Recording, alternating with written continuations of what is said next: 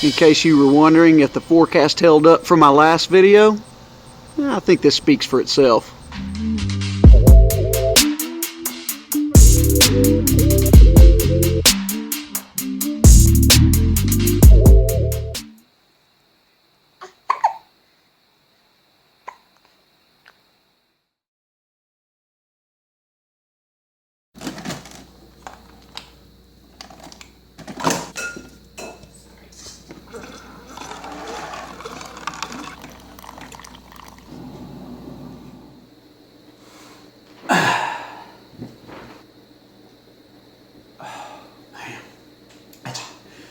That's good. For all my lawn friends out there that have kids, in particular newborns, you know exactly what I mean when I say we had a rough night. Probably the roughest one since little man was born just a little over a week ago. That's part of being a parent. Wouldn't change that for anything in the world. It's a Saturday, and there will be absolutely zero yard work going on today for two good reasons. One, I'm exhausted. Two, after all the rain we got yesterday, we've had even more today. So the lawn will go untouched to start off this weekend. But I can't leave everything else untouched in this house. This channel might be called Budget Lawns, but for today, call it Budget Homes. Because I've always got something I need to get done around this house. And just like I do outside the house, everything is done on a budget. And I try to save as much money as possible in every single thing I do. Today we're going to do something real simple that you should have on your calendar and do often. And that is changing your air filter on your return air. I'm going to show you how you can do it often without spending a lot of cash. Sometimes this goes neglected in people's homes, costs them a lot of money on their utility bill, and then when they do it, they make the wrong decisions on which filter to use. This is the how to, when to, and why you should change your air filter.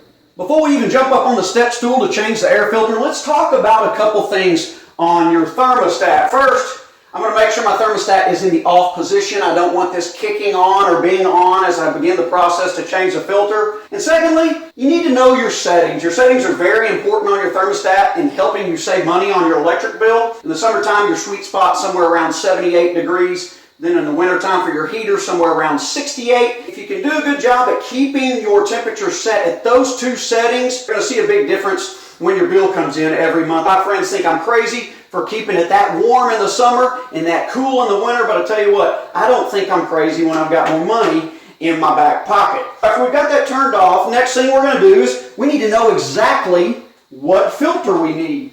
So you need to have the dimensions down when you go to the store. Make sure you pick out the right one. Mine takes a 20 by 25 by 1. This one right here, a very inexpensive filter that I get at my local hardware store.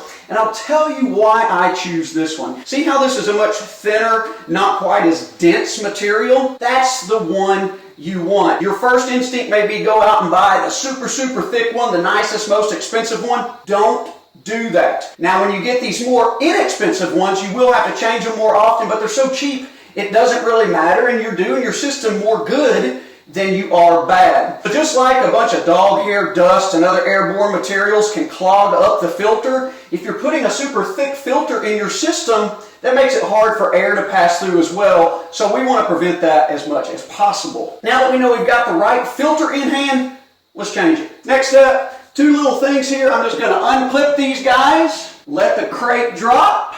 My old nasty dirty filter is going to fall out with it. There we go. You can see the difference in the two. Old, new, clean, dirty. All right. So we toss that one to the side. Now on the side of your air filter, you're going to see these little arrows.